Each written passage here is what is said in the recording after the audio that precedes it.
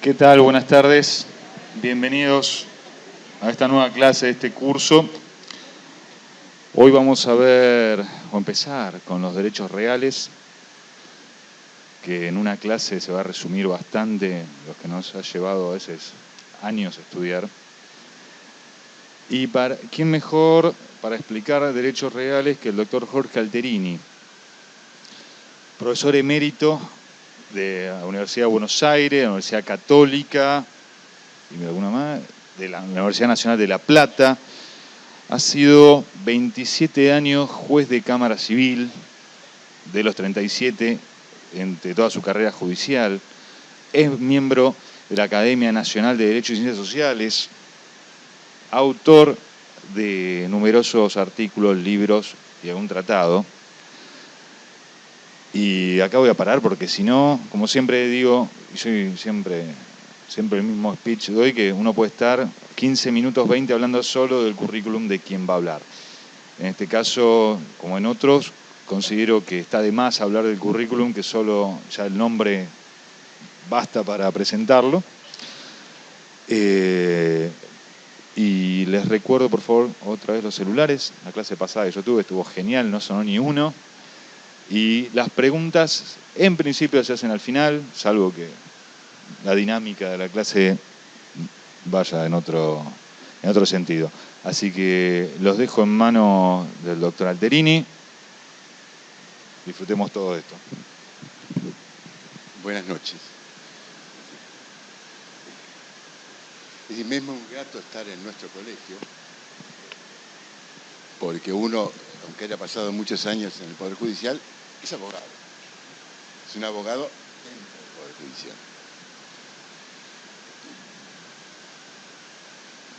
Para mí es un compromiso que me genera responsabilidades de variado tipo. Porque yo tuve el altísimo honor de estar en 3 proyectos de reforma integral del Código, reforma muy generalizada. ¿Recuerdan ustedes aquel proyecto de 1987-91? Primer código en el mundo vetado.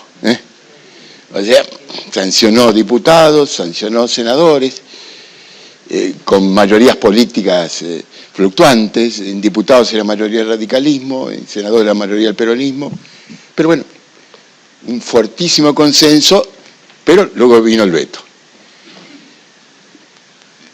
Otra oportunidad, un proyecto de unificación legislativa sobre la base del 87-91, pero con más, que se aprobó por unanimidad, unanimidad en Cámara de Diputados de la Nación en 1993.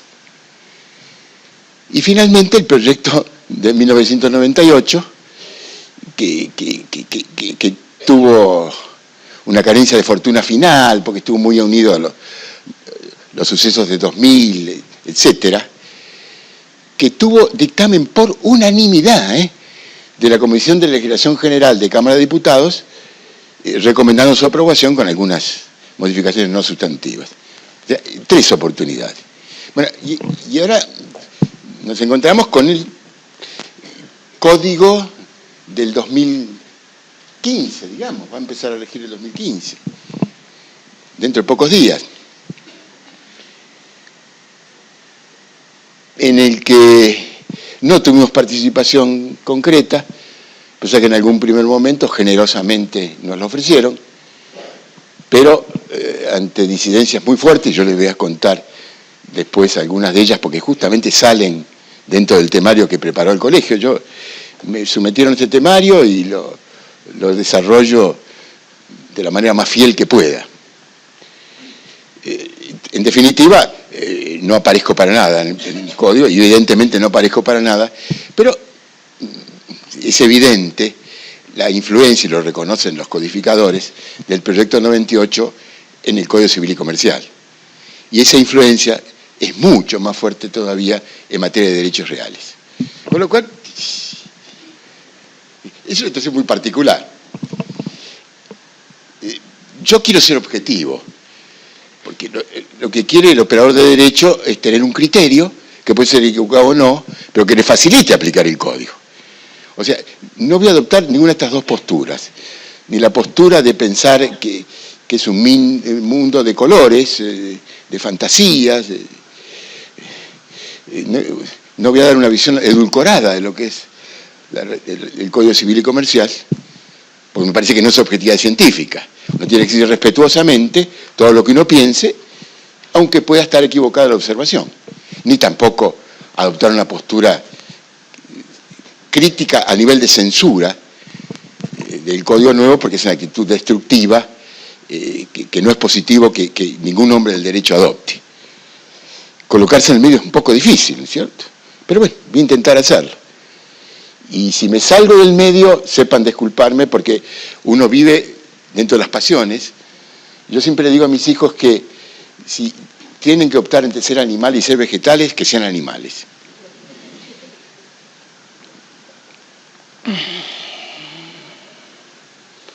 O sea, la parte real es, yo la miro como diciendo, y en parte es obra nuestra. Yo hice la parte real en el 98, como es de público y notorio, con la ilustradísima colaboración del doctor Leiva Fernández.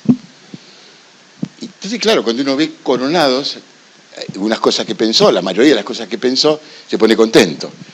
Pero otras cosas pueden ser opinables, uno a lo mejor no las comparte, pero ya hacen un poco la ideología jurídica, no de las grandes escuelas filosóficas, sino de la solución desde el punto de vista del derecho de un tema concreto. Problema de criterios. Y otros,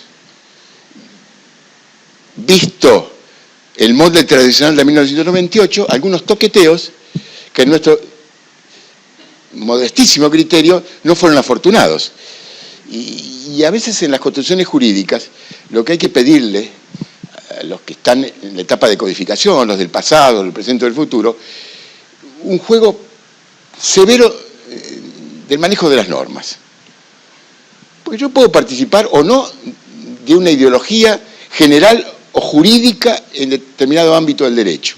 Pero si eso está construido con armonía, sin contradicciones, y el mensaje es cierto, ya el código cumple su misión. Yo le comentaba al doctor la circunstancia muy particular que uno de los códigos más respetados, no desde el contenido ideológico, pues un código liberal y muy liberal, y no un liberal modernizado como Vélez, porque Vélez es un liberal muy modernizado, un hombre que a cada rato hacía primar el interés público sobre el interés privado, un hombre que tenía permanentemente mensajes de equidad.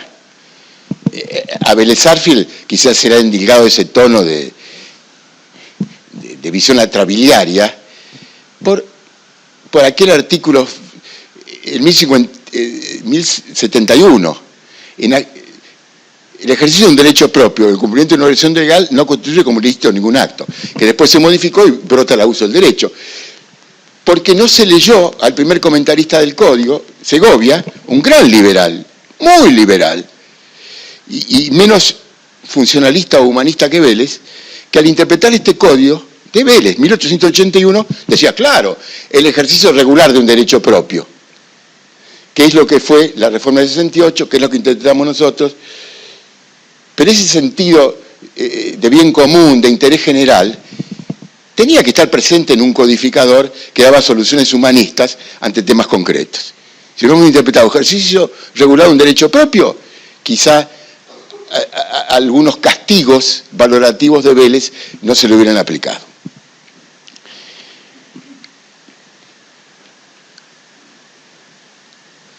Y aquí está el temario, me voy a someter a él. Habla de dominio, y luego de dominio empiezan las reglas sobre la adquisición, transmisión, extinción, requisitos para la oportunidad, etcétera, etcétera. En realidad estas reglas no están en dominio, están en una suerte de parte general que hay en materia de derechos reales. Son aplicables naturalmente al dominio, que es el derecho real centro, decían el padre de los derechos reales, que es una concepción machista, habría que decir la madre de los derechos reales, ¿no? Es el derecho referenciante cuando uno trata los derechos reales, hasta desde el punto de vista de la orientación que tiene el sistema. pero no está mal lo que hace el programa.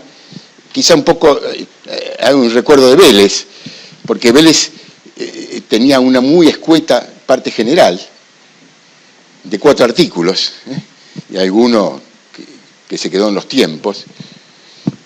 Y entonces, las reglas sobre dominio hacían las veces de parte general.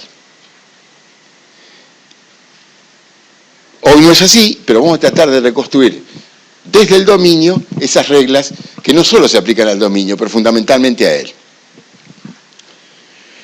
También quería decirles que esta circunstancia que uno lo estén filmando, grabando, que casi esté en el aire, a uno lo compromete, le hace perder espontaneidad. Pero voy a hacer el esfuerzo de no perderla, porque si los que nos comunicamos con ustedes no tenemos espontaneidad, mejor que nos vayamos de acá y ustedes también. Hay que hacer lo que uno piensa con las mejores palabras, pero no silenciar el pensamiento, porque esto es ciencia jurídica, o intentamos hacer ustedes y nosotros eso. Pero tiene una gran ventaja la filmación, que uno desliza ideas, y no me va a pasar con las que pueda compartir con ustedes, algunas novedosas, otras no tanto, que después algún otro contemporáneo las tome como propias y yo parezca después citándolo al otro como si la idea fuera de él. Esto tiene fecha cierta, nadie podrá discutir porque está filmado, está en el aire, de lo que yo diga, bien o mal, es mío. Y como todo esto hace el derecho a la personalidad, el derecho intelectual es algo muy de uno, ¿no es cierto? Entonces cuando se lo agravian, se lo agreden de manera directa o elíptica, no sé si duele, pero sí molesta. Y sobre todo con gente que uno no esperaría nunca una actitud de ese tipo, que por lo menos es pequeña. Empezamos con dominio, y el Código Civil y Comercial define, empieza definiendo el dominio perfecto. Es una definición que podría valer en general para todo dominio, pero define el dominio perfecto. Y el derecho real enumerado es el dominio, no el dominio perfecto. Y define dominio, que realmente sirve para perfecto y en gran medida para el que no es perfecto, como el derecho real que da todas las facultades de usar, gozar y disponer dentro de los límites establecidos en la ley. Todas las facultades, dentro de los límites establecidos en la ley. No son todas, son todas las que reconoce el orden jurídico. Es decir, un buen equilibrio. Y la idea de límites es muy importante, también de límites, porque esto se ve muy claro en el dominio. El dominio tiene su marco, ese marco es el límite. Todos los dominios tienen esos límites. Idea que no hay que confundir con limitaciones. Cuando ustedes pasaban por la facultad, les comparaban las restricciones y límites, así se llamaban antes, con las servidumbres. En sentido más técnico, la vieja restricción y límite hoy dice límite. Todo dominio tiene ese límite, no hay dominio que no lo tenga. Ahora, ciertos dominios están expuestos a limitaciones, algo que le viene de afuera, que no está dentro. La limitación más fuerte es la servidumbre, pero no es la única. Hasta la posibilidad de que un inmueble sea, o una cosa mueble, sea expropiable, es una limitación.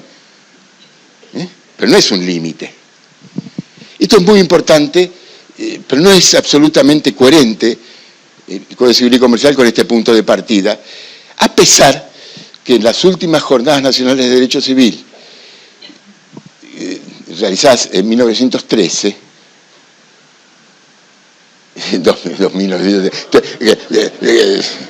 esto sí que es un anticuario, estoy atrasado 102 años. En el 2013 se estableció, en los términos que yo le estoy proponiendo, la diferencia entre límites y limitaciones. El sector respectivo habla de límites al dominio y arranca hablando de limitaciones.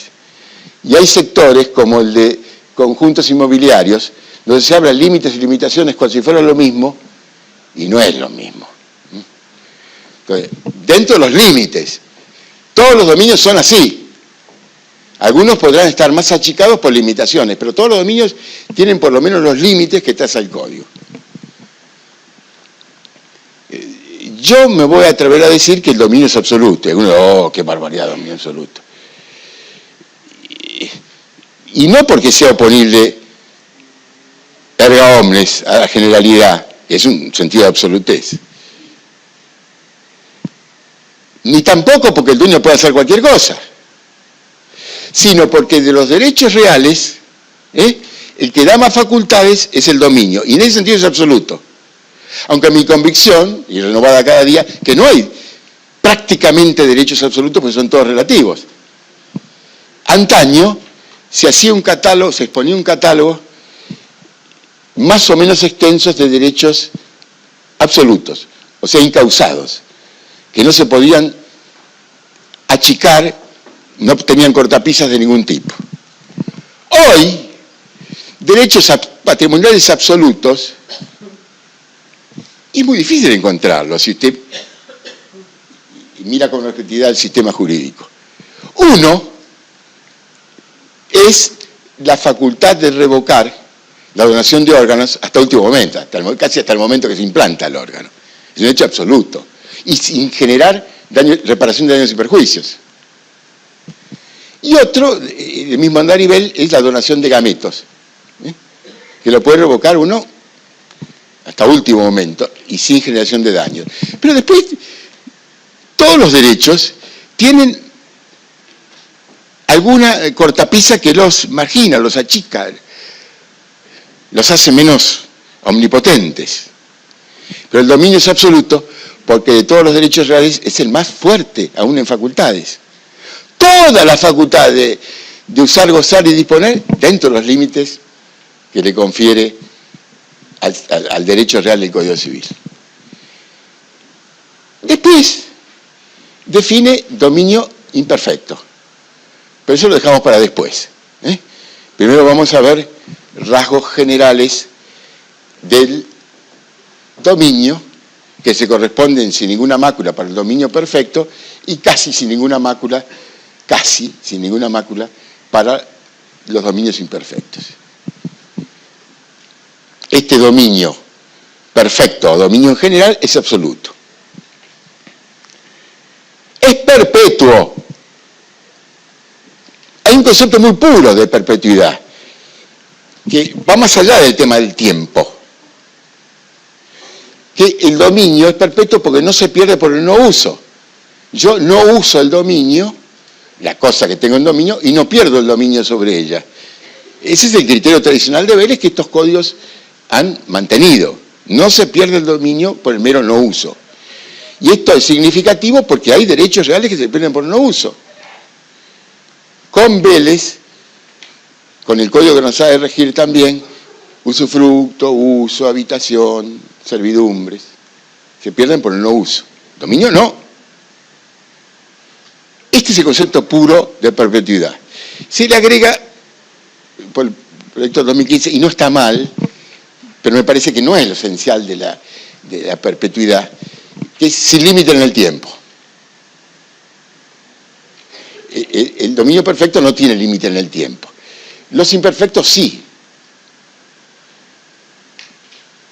Pero me parece que, y lo hemos dicho, por supuesto, que como el rasgo puro de perpetuidad es no perderse por el no uso, ni siquiera los imperfectos como el revocable fiduciario se pierden por el no uso. Entonces, en ese sentido serían perpetuos. Ahora sí tienen algún límite en el tiempo. Pero no se pierden por el no uso. Y exclusivo. No puede haber dos dominios sobre la misma cosa.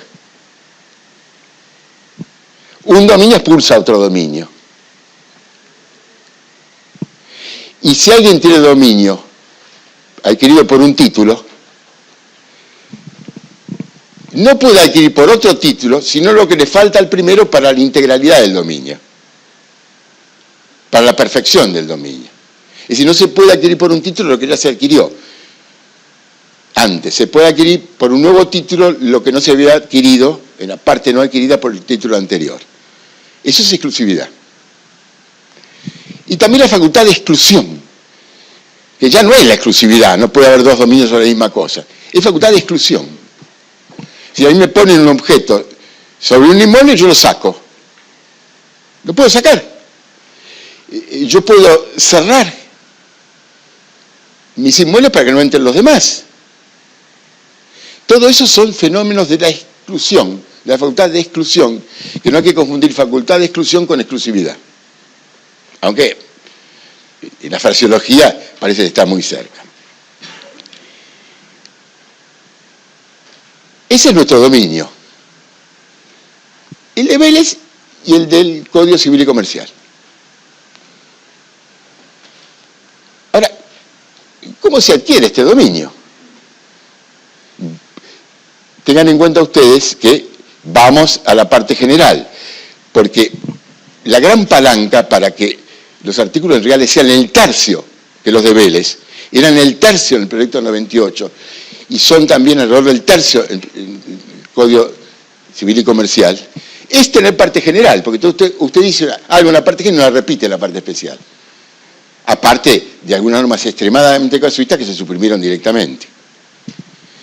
Porque el Código del 2015 agrega la parte de las propiedades especiales, fundamentalmente, que ocupa unos cuantos artículos, y que el proyecto 98 la manejaba con algunos plumazos, porque nos pareció siempre que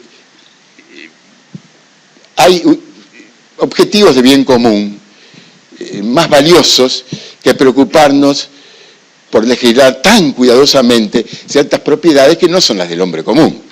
Es decir, los conjuntos inmobiliarios, bien que defendibles deben ser, no es la propiedad del hombre común. El cementerio privado no es la propiedad del hombre común. El tiempo compartido tampoco. Entonces el proyecto 98 lo manejaba con algunos plumazos que nos parecían suficientes si uníamos al Estatuto del Consumidor. Eso, al Estatuto del Consumidor, nos parecía suficiente. Pero sí tenía el proyecto del 98 toda la parte de registros, que era un trasvasamiento ayornado de la actual ley 17.801. Con el Código Civil y Comercial va a sustituir la ley 17.801. El lugar propio de una ley registral es el Código Civil. Así como quedaba suelta, aislada y perdida en la lontananza la ley de propiedad horizontal a través de una ley especial, y vino al Código, también tenía que haber venido la ley de registros.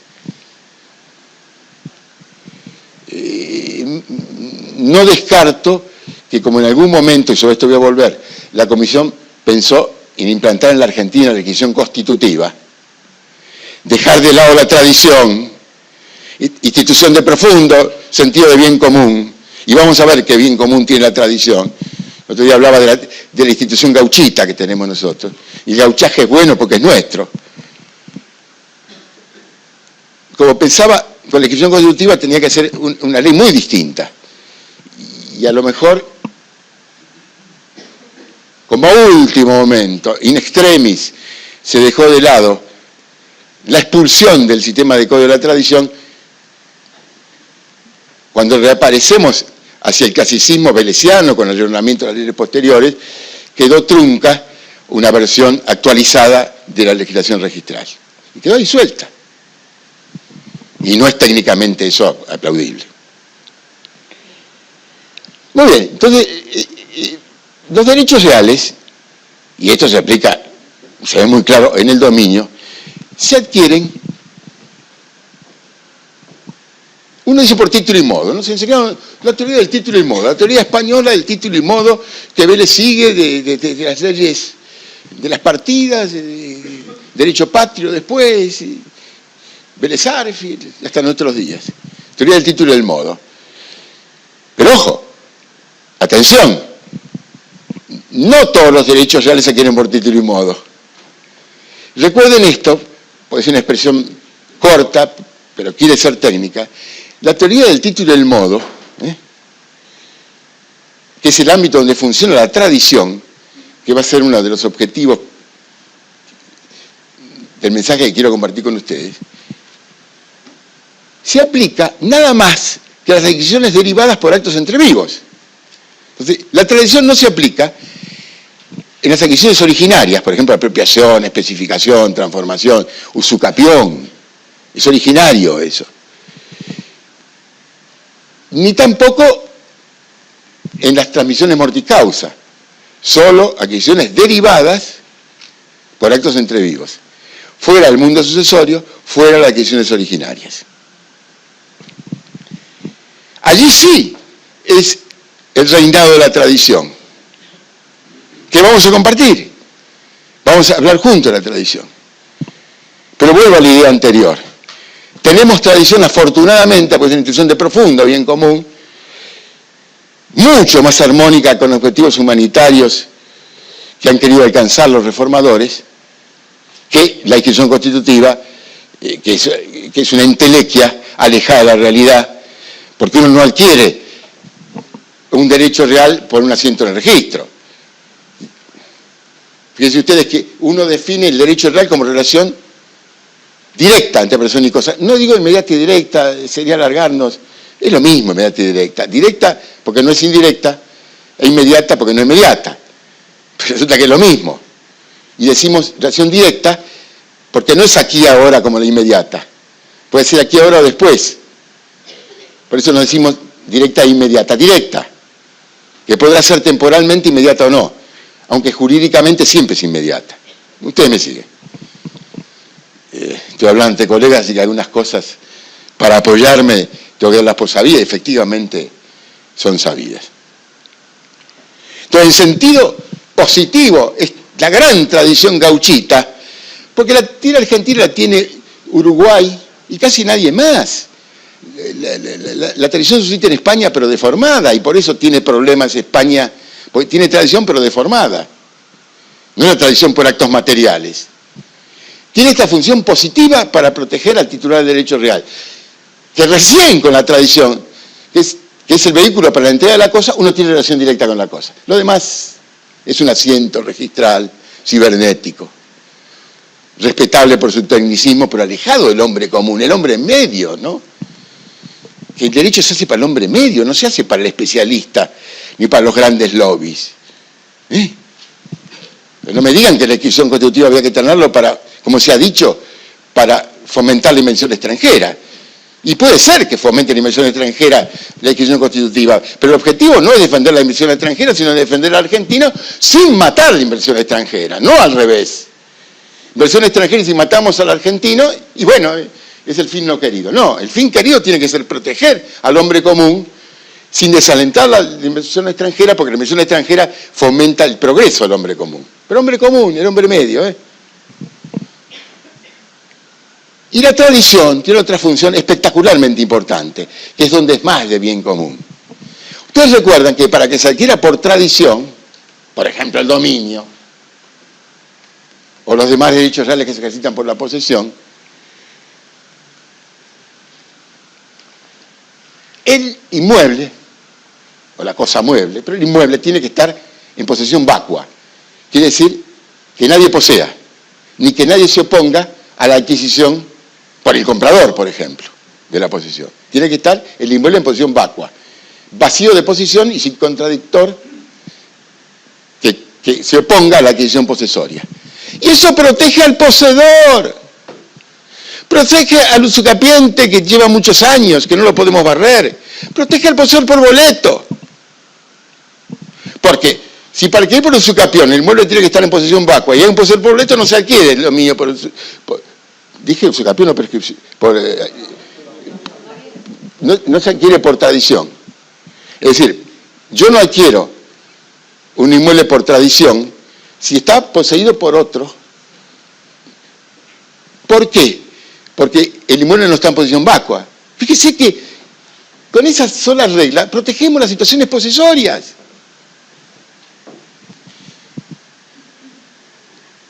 La actitud de nuestros amigos de la Comisión de Reforma, con la mejor buena intención, por supuesto, fue traer la adquisición constitutiva. Ese fue uno de los motivos por el que yo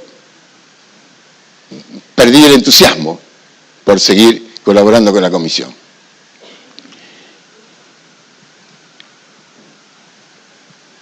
Y fue una postura muy firme que se mantuvo casi hasta el último momento, a pesar de que muchos, entre los que lo incluíamos, les transmitíamos la inquietud. Esto no es pequeño. Con legislación constitutiva pueden vender miles de hectáreas en el sur con indios incluidos. Y se transmite la propiedad con indios incluidos. No es un tema chiquito, no es un tema viejo, es un tema de bien común de todos los días. Y no conseguimos el resultado que esperábamos hasta las Jornadas Nacionales de Derecho Civil de Tucumán, poco tiempo antes de presentar la versión del anteproyecto de código, donde hay otro tema paralelo. Si usted consagra la legislación constitutiva, barre la publicidad posesoria, la publicidad de la posesión, del estar en la cosa. Y el anteproyecto barría la publicidad posesoria. E inesperadamente, justo coincidió en la comisión de posesión, donde introdujimos ese tema, cuyo temario se había fijado 2 años antes cuando ni siquiera se hablaba de la reforma del código. Y ahí introdujimos el tema, y 40-4 triunfó el criterio, hay que mantener la publicidad posesoria. Y usted mantiene la publicidad posesoria, mantiene la tradición. 40-4.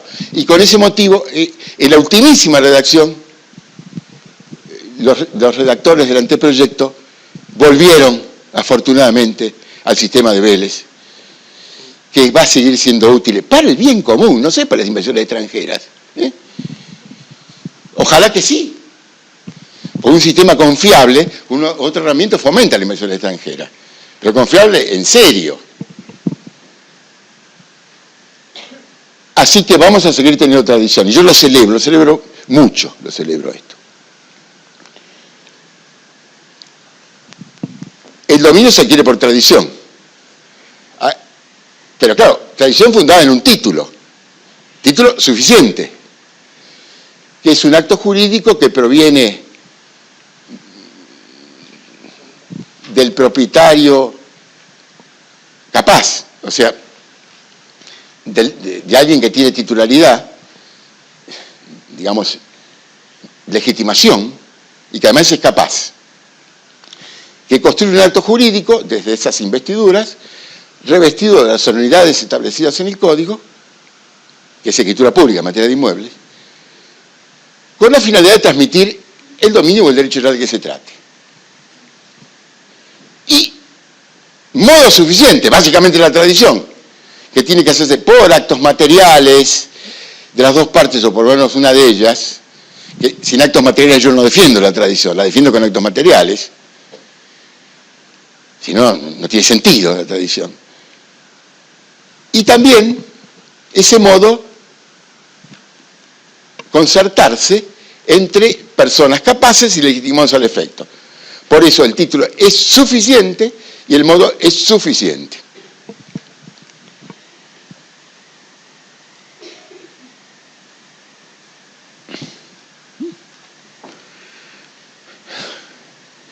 El horario es terrible, es una cosa.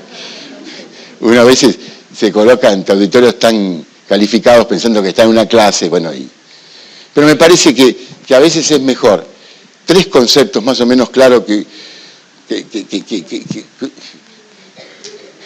una invasión de conceptos perdidos de memoria, que no es lo que merecen ustedes.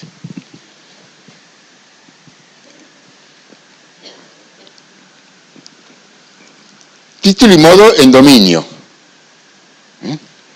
A veces el modo no es la tradición, es lo que nosotros llamamos, lo seguimos llamando constituto posesorio o tradito de deber mano. ¿Ustedes se acuerdan lo que es?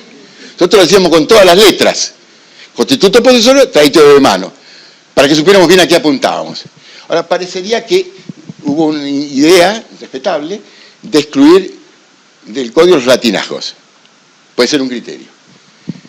Pero me parece, si ese hubiera sido el criterio, que también debió haberse excluido del código palabras en lenguaje extranjero, como leasing.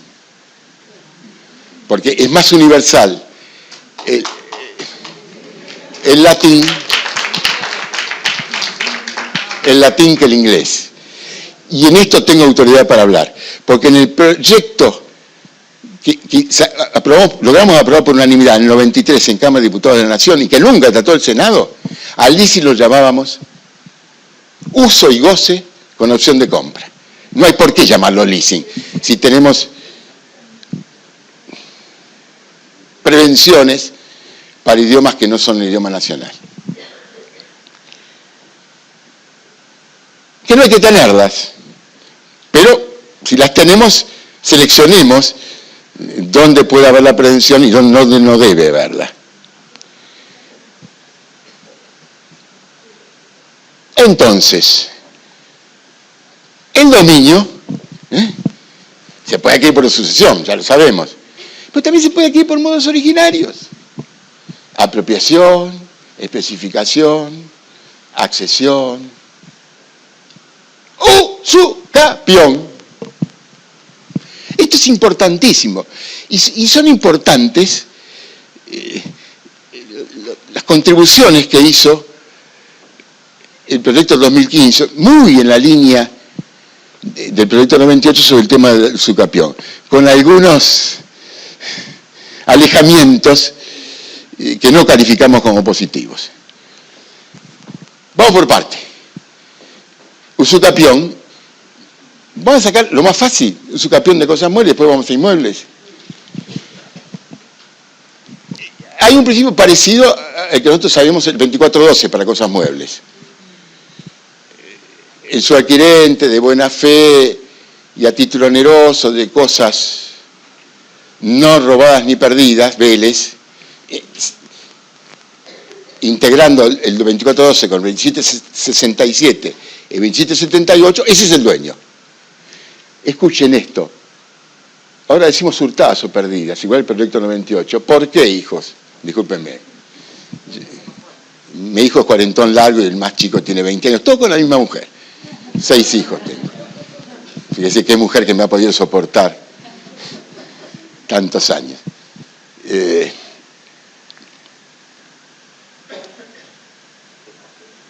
¿Cómo? Pero fíjese, lo que es estar en un gran teatro, que hasta uno tiene apuntador. En la reforma hay una norma que es igual al del proyecto 98, que cambia robados por hurtados, porque después vamos a ver qué es robados, es hurtados, porque es apoderamiento aún sin violencia, el apoderamiento de cosa ajena, que es hurto eso. Entonces, ¿para qué? Entonces, si ponemos robo y después decimos que es hurto, ¿por qué no ponemos hurto directamente? ¿Qué es lo que hizo el código? En muchos casos a veces se olvidó porque aparece el concepto de robados con el sentido de hurtado y siguen usando robados, que genera cierta duda eso. Cosas hurtadas o robadas cuando hay una subadquisición y hay buena fe, más título oneroso. Lo título oneroso, que nos parece que había que interpretar así con el Código de Vélez, nunca nos gustó. ¿Y saben por qué? Casi es evidente esto. Porque ¿por qué esa simplificación en materia de cosas muebles? Porque ¿cómo prueba usted la titularidad de una cosa mueble, sobre todo si no es registrable? Dice, como no se puede probar, vamos a la idea de la buena fe. Su adquirente de cosa no hurtada ni robada, de buena fe. Muy lindo. Pero después resulta que si hay que probar el título oneroso, para acreditar el título oneroso tienen que aparecer los documentos, los recibos, las constancias, la factura. Entonces, ¿qué? Eso lo planteamos como una idea muy seria en el proyecto 98 y llegamos a una conciliación en la comisión. Yo creo, por las mías, y lo he dicho, lo he escrito, que bastaría la buena fe, porque esto del título oneroso está bien, nos enseñaron así, buena fe y título oneroso. Porque el que tiene un título oneroso y quiere retener, está bien, no quieren que le afecte el título oneroso, porque tiene un lucro evitando. En cambio, que tiene un título gratuito no tendría título moral suficiente para retener, porque es retener un lucro. Pero no recortemos el derecho desde el gabinete aséptico. Normalmente los títulos más puros son donde hay buena fe. Y todos sabemos que cuando quiere agarrarse al título oneroso, se inventa el título oneroso, que es muy fácil.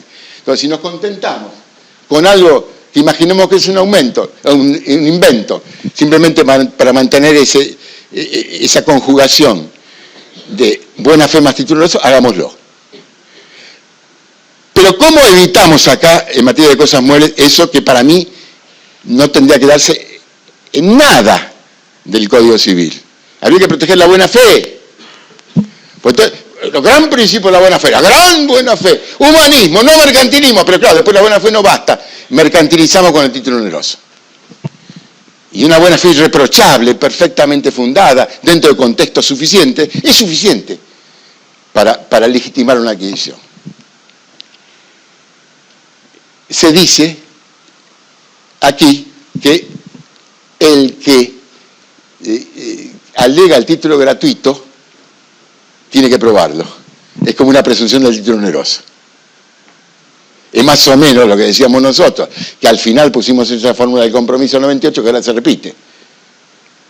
Se exige el título oneroso, pero como se presume, el que quiere tirarlo abajo va a tener que probar que... Esto es muy importante, va a tener que probar el título gratuito. Con lo cual, de hecho, va a valer la buena fe. Afortunadamente, por lo menos en cosas muebles.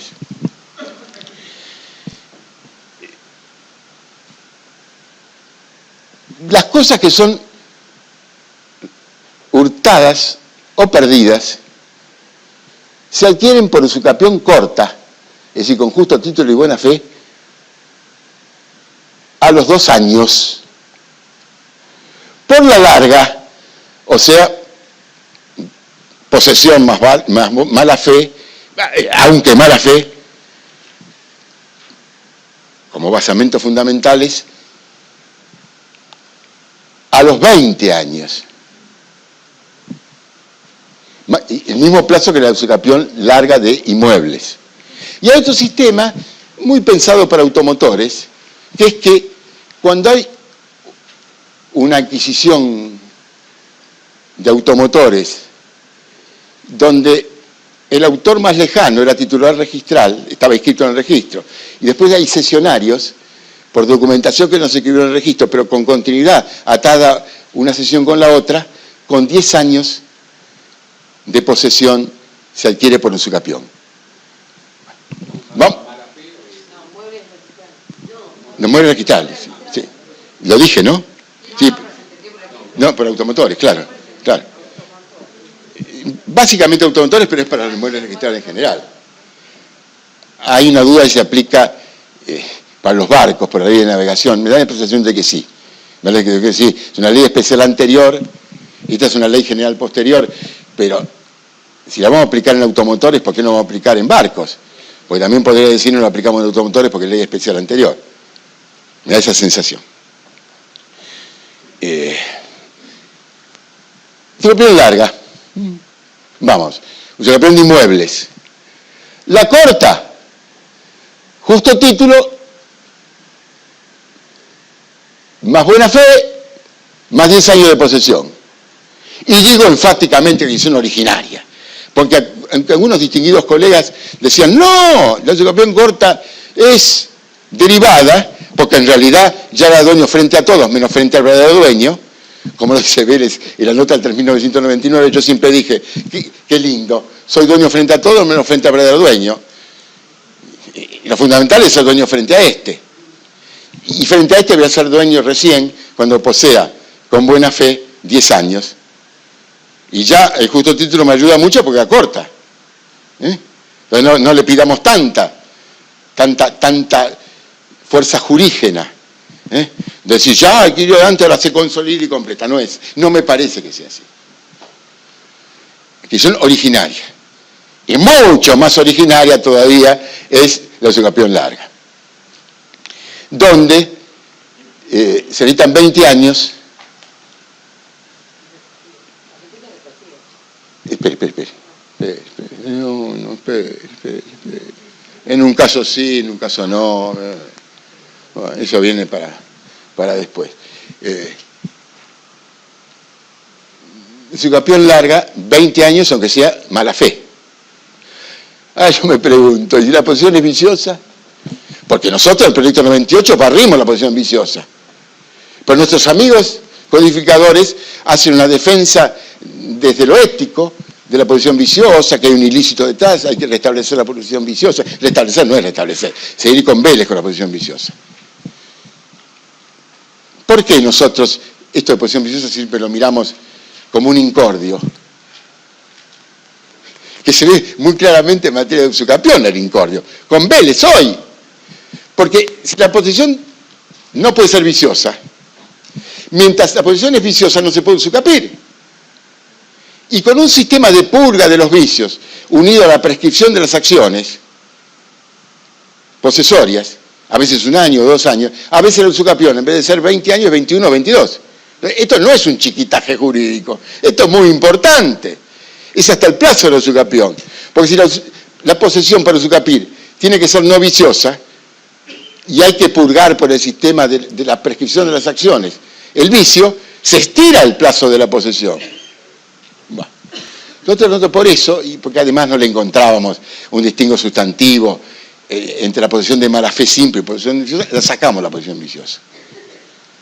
Porque además la posición viciosa la puede invocar el que sufre el vicio, nadie más, porque es relativa a él.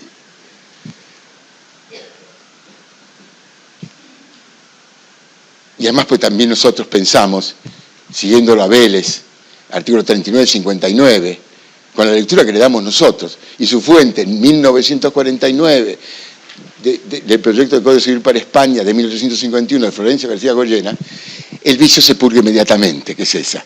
O sea, yo entro con violencia en un inmueble, si esa la violencia la deja de ser violenta. No es que tengan que pasar un periodo de purga, nosotros la purgamos inmediatamente, como Vélez, 39 y 59, Florencio García Goyena. Bueno, pero eso es un criterio.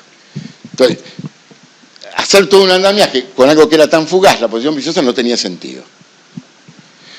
En acciones posesorias tampoco importa que el poseedor sea vicioso o no.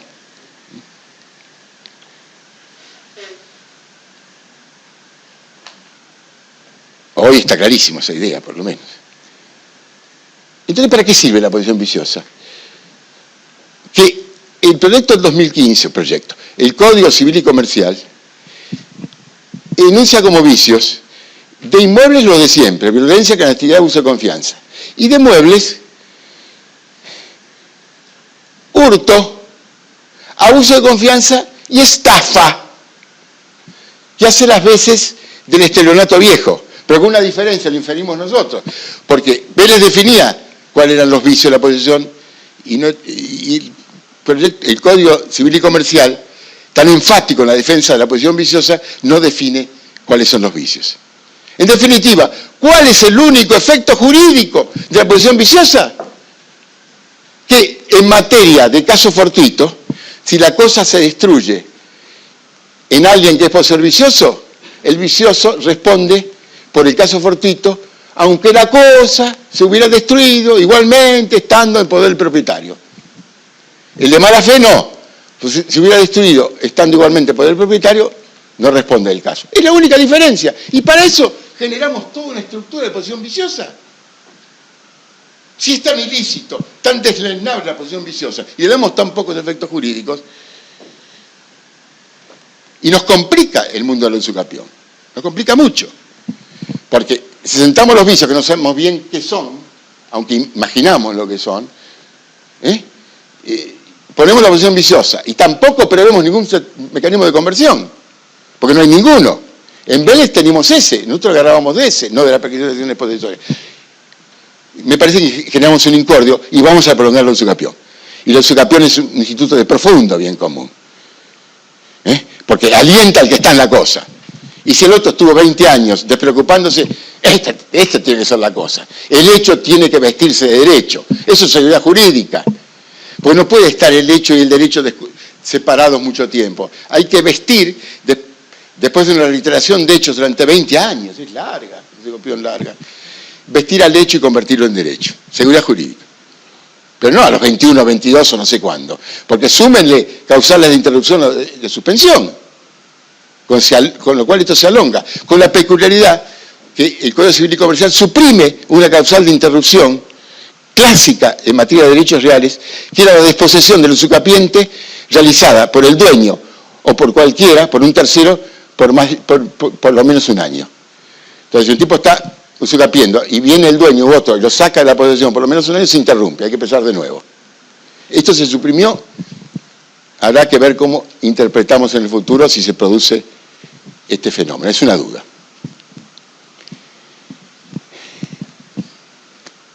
Muy bien, pero a veces pasa que para llegar a los 20 años, o para los 10 años, hay que unir posesiones. Las posesiones que se unen son las que suceden inmediatamente. Yo no puedo unir mi posesión a la de otro que está lejos. Tengo que unir a la de mi anterior y de ahí remontándome hacia atrás. Resulta que, siguiéndolo a Vélez, que lo dice con todas las letras en la nota del artículo 2476, perdón, al artículo 4016, las posesiones para unirse tienen que estar ligadas por un vínculo jurídico. Y ahora eso nos genera una gran sorpresa la reforma. No sé si han querido suprimir en la usucapión larga el vínculo jurídico. Porque hablan de vínculo jurídico solo en la corta. Que en la corta, para que las posesiones se unan, tienen que estar unidas por vínculo jurídico. Y en la larga no dicen nada. Y como no dicen nada, y el mismo artículo dicen que en la corta se necesita, uno podría interpretar que en la larga no. Con lo cual se rompería toda la tradición en materia de usucapión. Porque hoy, si yo poseo 5 años, tengo que unir mi posesión a la anterior, y no por la mera continuidad temporal, sino con algún nexo jurídico. El anterior me cedió la posesión. Por ejemplo, cuando me vendió la propiedad, me dijo, te cedo también los derechos que van a nacer de esta posesión, que yo ya llevo 5 años. Sumar lo que tengas que sumar y llegar al plazo de la usucapión. Eso, yo creo que va a haber que seguir exigiendo el vínculo jurídico. Pero bueno. Son incertezas en el instituto de la gran certeza que es la usucapión. Les aclaro que cuando surge la duda si están exigiendo posesión viciosa o no para usucapir, si la posesión viciosa expulsa la usucapión, es porque dice el Código del 2015 que se requiere que la posesión sea ostensible y continua. Y después, cuando relata los elementos que no se le pueden rostrar al usucapiente para hacerle caer la usucapión, dice que no se le puede alegar la inexistencia de título, su nulidad, la falta de inscripción o la mala fe. Y no dice nada si se puede alegar en contra de él o no la condición de posesión viciosa. Claro que mala fe es abarcativa, pero con todo el énfasis que han puesto, se ha puesto el Código de 2015, uno podrá decir, si es posesión viciosa no se puede usucapir. ¿Me entienden? La institución de la clarificación, que es la usucapión, y algún día nosotros escribimos que acaso en la usucapión se veía funcionar muchas veces la seguridad jurídica, por lo menos en nuestra materia, porque era la gran clarificante, la tapa espacios vacíos que dejaban otros institutos.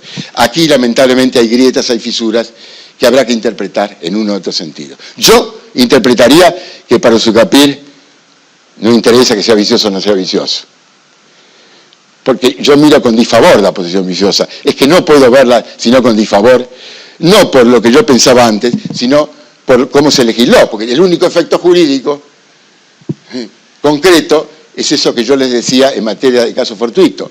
Justamente en una norma que replica la de Vélez, que viene del Código chileno y que criticó la doctrina desde siempre, porque hacer responder al vicioso más allá de la relación de causalidad adecuada, rompe las reglas de causalidad. Cualquier profesor de obligaciones dice, esto es irritante, esto es una pena. Bueno, como pena podría subsistir, pero alejada totalmente de las reglas de la causalidad adecuada. Bueno, quedan minutos.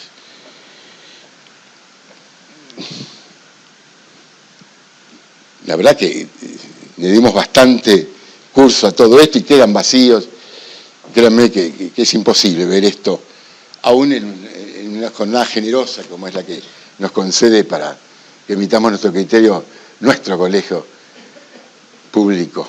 Es una iniciativa muy importante la de ustedes. Y además yo la jerarquizo porque es un fin de difusión y está absolutamente alejada del interés lucrativo, que es el gran motor muchas veces de estas cosas, ¿no es cierto? Aquí está absolutamente ausente. Y eso, uno que camina por tantos lados, en tantos años lo ha hecho, me parece muy bueno. Miren, yo creo que el gran... ¿Se acuerdan aquello? Vivir honestamente, dar a cada uno suyo y no dar a los demás. Yo digo que lo fundamental es vivir honestamente, entendido con compromiso con su Dios o con su conciencia. Vivir honestamente. Porque el que vive honestamente no daña a los demás. Elemental, Watson. El que vive honestamente da a cada uno lo suyo, ayuda a los demás. Hay que vivir honestamente. Y esto es una forma... Y vivir honestamente es comportarse de buena fe.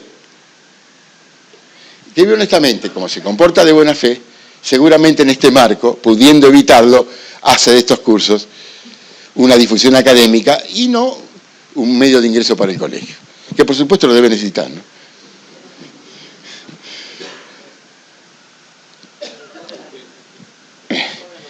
Aquí rescato algo, requisitos para su oponibilidad.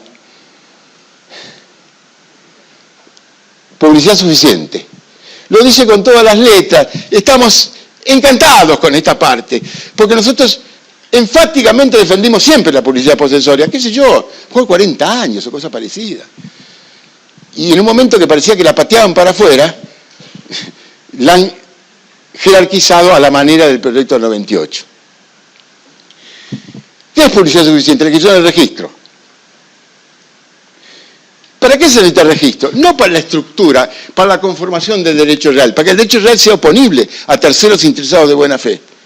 Un grupito, más o menos amplio, pero un grupito. Ya hay derecho antes de la inscripción. Y no me digan que no hay derecho absoluto si no es oponible a todos. Cuando uno habla de derecho absoluto por oponibilidad, lo contrapone al personal, que es... Claro, es que el personal es oponible a personas o personas determinadas. Y el real a la generalidad. Ahora, que en la generalidad falten un grupito de personas no quiere decir que debe ser absoluto. Es jurídicamente absoluto, no es matemáticamente absoluto por la oponibilidad. Por esa oponibilidad, esa publicidad suficiente, esa publicidad generalizada, totalizada, se adquiere por la inscripción en el registro o por la publicidad posesoria. Esto es extraordinario, que al final haya permanecido el proyecto del 2015. Esto humaniza los derechos reales. Esto que lo iban a sacar es lo que más humaniza los derechos reales. Porque la publicidad posesoria no es un invento nuestro, que lo hemos defendido décadas. No es un invento de la jurisprudencia muy dominante hoy, afortunadamente, o la doctrina de profesores reales muy dominante hoy. Está en el mismo Vélez. Fíjense que Vélez Arfield, por ejemplo, en el artículo 2479, dice que la posesión para dar lugar a acciones posesorias tiene que ser pública. Claro, la pública no es clandestina, cuando es clandestina es viciosa. Pero está la idea de la posesión generando algún conocimiento. Que en el caso que estamos jugando ahora, no es conocimiento solo para el propietario que puede oponerse al poseedor, sino generalizado. Por eso, acá en Usucapión se habla de posesión ostensible, que es una terminología que nosotros manejamos en el 98, que ahora se replica, para que no digan que cuando uno habla de posesión pública es para el propietario, es para todos. Para Usucapión tiene que haber posesión ostensible, que todos sepan o puedan saber de la posesión. Porque la posesión tiene esa virtualidad, es un fenómeno expansivo, comunicativo, cuya energía no la podemos desperdiciar. Vélez por allí. Después Después Vélez, entre los requisitos para Usucapión, en nota, alude a la necesidad de la posición pública. Pública de nuevo, pública.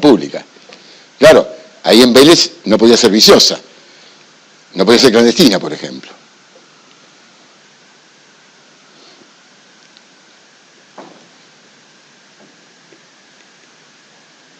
Necesito apuntador ahora. A ver. Apuntador. Aquí me están fallando. ¿Eh? Bueno, no adivinaba. Bueno, no, yo creí que a esta altura del encuentro comunicativo ya más o menos adivinaba mis pensamientos. Cosa muy problemática para mí, ¿no? Vélez con publicidad posesoria. Sigamos con Vélez. ¿Se acuerdan aquello ustedes de enajenado a la finca arrendada por cualquier acto jurídico que sea, la ocasión subsiste en el tiempo convenido? Y nos desgañitamos, ¿por qué hay que respetar al locatario? Y nos contestaban, porque Vélez lo dice en 1498. Y el derecho romano era contrario, expulsaba al locatario ante la venta. Y yo un día me pregunté, y hoy me vuelvo a preguntar, si Vélez no previera que el locatario permanece, ni tampoco lo expulsara como en Roma, ¿qué había que hacer? Tiene que permanecer, porque el acto entre, claro, viejo dueño, locador, y nuevo dueño, que quiere ungir el nuevo locador, es inoponible al locatario, obvio. Pero bueno, nos han torturado, ¿qué era esto? Todo esto. Esto es una aplicación natural de algo que se conocía o se podía conocer a través de la publicidad, aquí de la tenencia, del Estado de Derecho de tenencia. Porque normalmente cuando uno adquiere una propiedad, cuando uno compra propiedad alquilada, va a verla. Y entonces de alguna manera se entera que hay alguien. Puede haber casos que no, pero la regla es que sí. Otro caso clarísimo es la reforma del 68. ¿Se acuerdan los bienes gananciales? Para disponer de un bien ganancial, la conformidad de los dos cónyuges. Hasta aquí no hay duda. Es simple, debe haber sido siempre así. Pero cuando en el inmueble propio habitan menores, es el domicilio conyugal, y habitan menores incapaces, se necesita el asentimiento del otro cónyuge, el no disponente. Ahora, no hay registros de hogares conyugales, como digo yo, menos mal. Es decir, algunas personas le empiezan a registrar todos los hogares conyugales que tienen, ¿no? Van a ver qué problema al registrar las uniones convivenciales. Estoy hablando en sorna, ¿no? Y menos hay registro de menores u otros incapaces habitando hogares conyugales. Entonces, ¿dónde está acá el resguardo para el adquirente? Ir a ver qué pasa allí. ¿Será el hogar conyugal esto? ¿Habrá menores incapaces? Eso es una publicidad de hecho. Esto es muy importante, porque si se da esta situación de hecho, necesito el asentimiento del otro cónyuge. Esto no es chiquitaje jurídico, esto es muy importante. O el artículo 39-46, que también incorpora la reforma a la 1711. El derecho de retención es invocable incluso contra el acreedor hipotecario posterior si empezó a ejercerse antes. Quiere decir que el derecho de retención, si empezó a ejercerse antes que la hipoteca, prima sobre la hipoteca. Es publicidad del Estado de Derecho de la retención. Ahora, afortunadamente, ahora con el Código Civil y Comercial, no necesitamos construir una teoría general de casos especiales, bien que lo cuente, pero casos especiales. Está. Es publicidad suficiente. La inscripción en el registro declarativo o la publicidad posesoria. Por cierto, que en los ámbitos de inscripción constitutiva como automotores, la inscripción constitutiva es publicidad. Pero además de publicidad, es modo. Y el cuestionamiento que nosotros hacemos es la difusión de la inscripción constitutiva en tanto y en cuanto ataque, obstaculice a la tradición como modo. No la publicidad, la inscripción registrada como publicidad, porque está muy bien allí. es la más moderna, pero tiene que convivir con la más vieja, porque a veces sirve la moderna y a veces sirve la más vieja. Tanto que el proyecto 98, esta norma no aparece, se decía cuando hay una situación jurídica publicitada por la posesión y otra situación jurídica publicitada por el registro, prima la primera en el tiempo, o sea, la primera que adquirió publicidad, si cuando se adquirió esa publicidad ya posesoria o registral, si era de buena fe. No se sabía de la otra situación contradictoria. Muy bien. ¿Y ya me tengo que ir de acá? No del colegio, por favor. No digo que van a tener que echarme, pero por lo menos espero que unos minutos más me permitan. Números clausus. Y está flotando aquí la idea de parte general, porque números clausus no es solo para dominio, naturalmente. Se mantiene la idea de Vélez. Él decía que los derechos reales solo pueden ser creados por la ley. Nos pareció medio un canto a la divinidad esto de crear. Entonces creamos la palabra configurar. Los amigos del 2015 emplean la palabra configurar. O sea, los derechos reales solo pueden ser configurados por la ley, que va marcando los planos significativos de la estructura. Nacimiento, adquisición, extinción, elementos, transmisión, etcétera, etcétera. En derechos reales, casi todos de orden público, salvo los mimos a la autonomía de la voluntad, que excepcionalmente reconoció Vélez y se sigue reconociendo en el Código del 2015.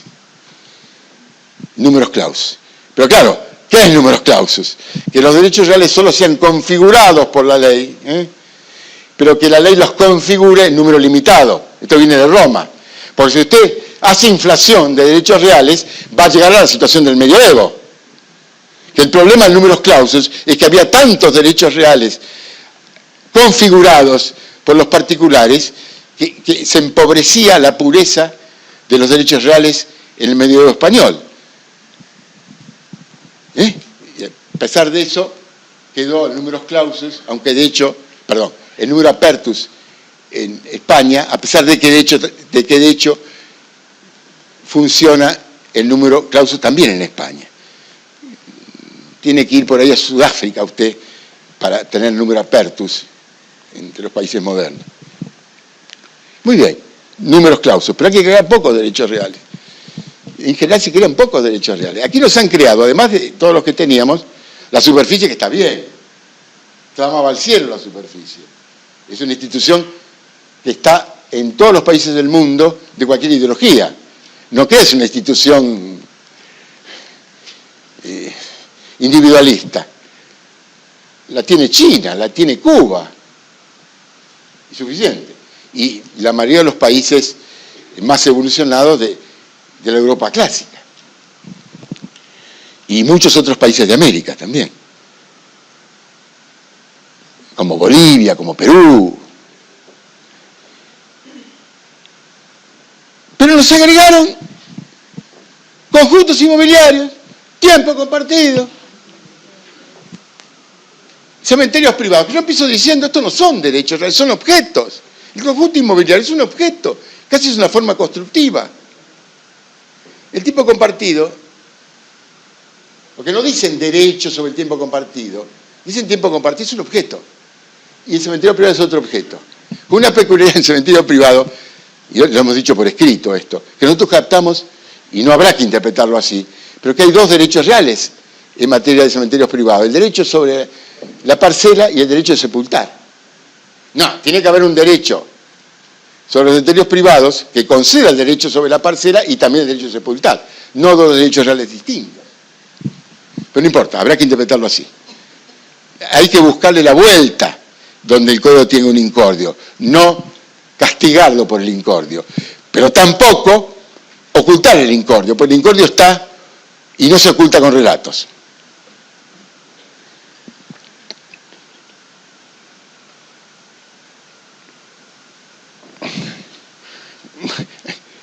Aquí el programa me lo sugiere, el Niño de Rivera. O, como dice el proyecto del Código del 2015, y a mí me gusta, Camino de Sirga. mi maestro Allende me decía, mira, ¿sabes dónde viene el camino de Sirga? Sirga es cuerda gruesa. Es la forma de remolcar que había en la antigüedad los barcos. Entonces, ataban a caballos y los caballos trotaban y remolcaban el barco. Caminaba la Sirga, caminar con la cuerda gruesa por los sectores aledaños a los cursos de agua. Pero en 2015 no dice de Rivera, dice de Sirga, al menos en la versión final. Que es lo que decíamos también nosotros, fue muy gráfico lo de la Sirga. Mira, hay un instituto que se llama el Silgadero de la Boca, que es el Sirgadero de la Boca, que se ha deformado hasta en cantos populares, el Silgadero, y caminaba la Sirga. No es el ribereño de la Boca, es el Silgadero de la Boca. Sirgadero, hubiéramos dicho. Bueno, esto es casi idéntico al proyecto 98, y no por eso lo vamos a escribir sin ninguna observación. Cuando uno es aledaño,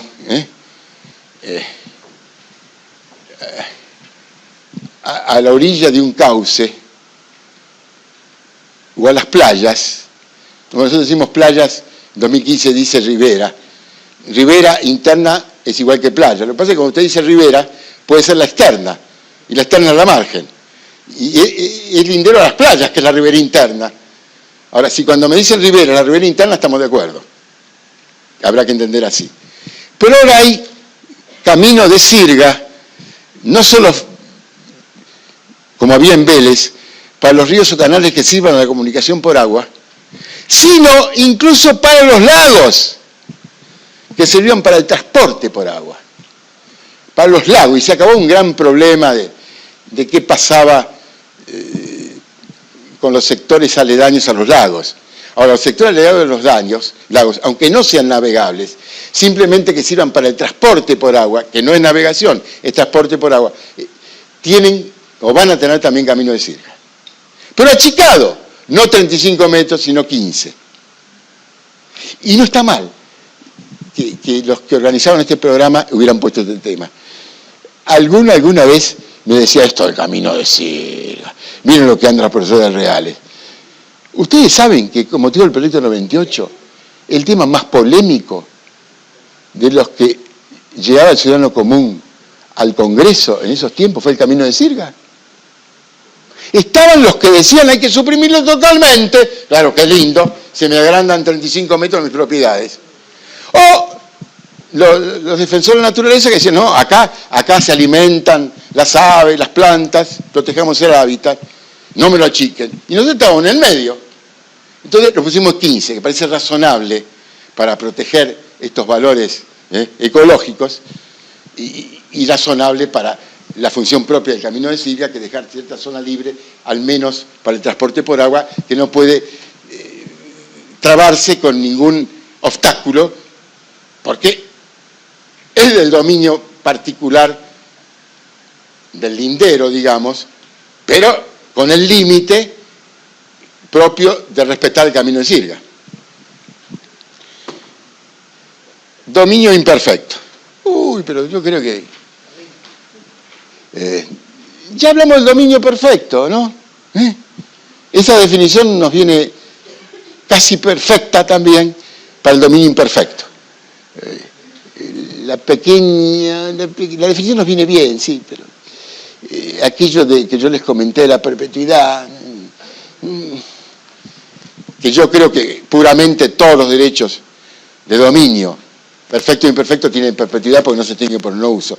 Pero el imperfecto, por revocable o por fiduciario, se extingue con el advenimiento del plazo resolutorio o la condición resolutoria a la que se lo subordinó. Entonces, desde el punto de vista temporal, aunque no se extinga por el uso, tiene un límite en el tiempo.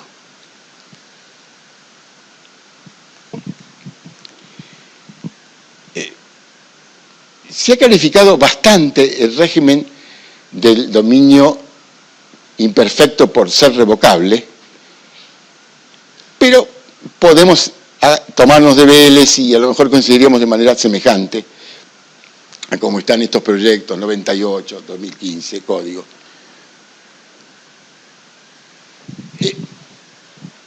Hay un dueño revocante y un dueño revocado. Pero mientras no me revoca, soy dueño. Por eso nosotros hablamos de dominio resoluble, no revocable. Porque el revocante parece que este es pequeñito, le pueden revocar, hay alguien que le revoca, y no es así. Se puede resolver. Como decía Segovia, llámenlo resoluble y no revocable. Bueno, pero quien llama revocable lo llama Vélez, entonces él santifica hasta la designación. Aquí lo tengo a Vélez, me está inspirando. Y también me inspiran, por supuesto, mis colegas del 2015 y mis co-colegas del 98. Pero, por supuesto, Magister Dixit, primer lugar, Vélez Sarsfield. Y después, todos los demás. Así me crié yo, y por eso cuando hicimos el proyecto 98, hicimos un proyecto donde vertía en términos modernos los aspectos básicos de Vélez Sarsfield. Quizá en algunos aspectos sin la modernización que tiene el 2015, pero con un estricto apego de los principios liminares, sobre todo los humanitarios que tenía Vélez Sarsfield.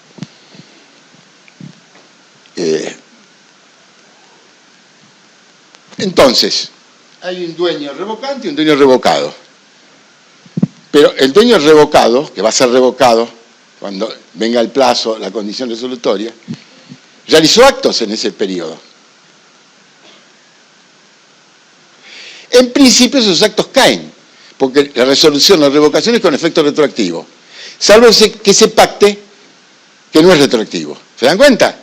Yo tengo un dominio revocable y realizo actos, en principio se me caen los actos, salvo que yo pacte que no hay retroactividad. Digamos, este es un poco el esqueleto. Y algo que introducimos en el proyecto 98, y que está muy bien que se mantenga, que el día que se produce el advenimiento del plazo de la condición resolutoria, el dueño revocado quede inmediatamente constituido en poseedor a nombre del revocante, para evitar los desplazamientos de la cosa. Es decir, el dueño revocado, por una suerte de constituto, queda constituido inmediatamente en poseedor el nombre del revocante, que pasa a ser dueño ya inmediatamente desde que opera la condición del plazo. Y esto es muy simplificador en materia de dominio revocable, porque aquí está una de las grandes críticas a Vélez que hacía la doctrina argentina. Bueno, es otro imperfecto, el fiduciario. Que lo está acá, y vamos a decir dos palabras, porque el Código 2015 ni siquiera lo trata en real el dominio fiduciario. Está tratando el contrato de fideicomiso y en el marco de contratos trata dominio fiduciario. Esto es objetable desde el punto de vista técnico, porque no se puede tratar en el libro de los derechos personales un derecho real como es el de dominio fiduciario. Pero ¿eso qué lleva? Que todo esté allá, no esté acá.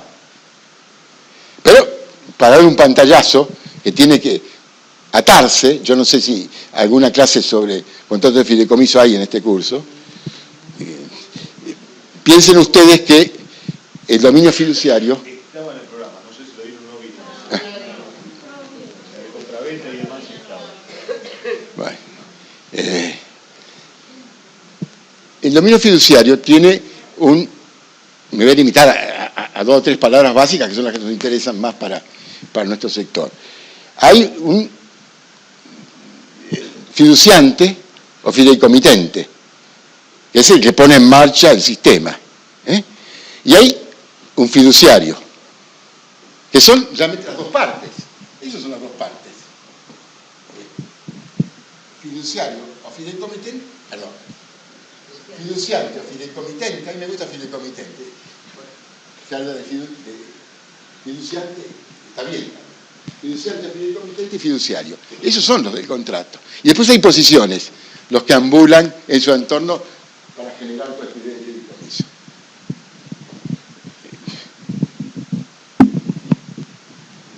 Que son el beneficiario, que es la persona en cuyo beneficio se realiza el fideicomiso y el dominio fiduciario consiguiente, y el fideicomisario, que es el destinatario final de toda esta negociación. Fíjese, cuando se piensa el fideicomiso para favorecer a un chico que después de necesitar bienes en su mayoría de edad o dimensión física, se piensa en él, el final del fideicomisario. Con algunas particularidades, como que beneficiario puede ser fiduciante, fiduciario o fideicomisario. Con la redacción que regirá el 2015,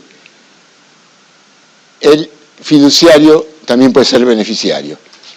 Tema muy polémico, porque claro, si el beneficiario es un tercero, que va a coincidir conmigo, yo que actúo voy a actuar pensando en ese que no es el cero realmente, porque soy yo mismo, porque conjugo las dos calidades. Hay una pauta que da el Código Civil y Comercial, que es que en la duda el fiduciario tiene que priorizar los intereses del conjunto a los propios.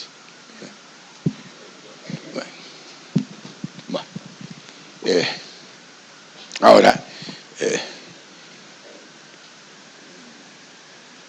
esto es lo fundamental que podemos decir todo esto. Y en materia de régimen, los actos realizados por el fiduciario, mientras subsiste la fiducia,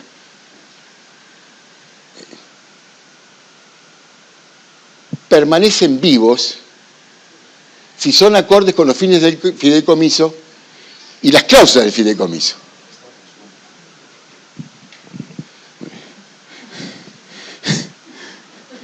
Es como comerse la comunicación, el micrófono tan cercano.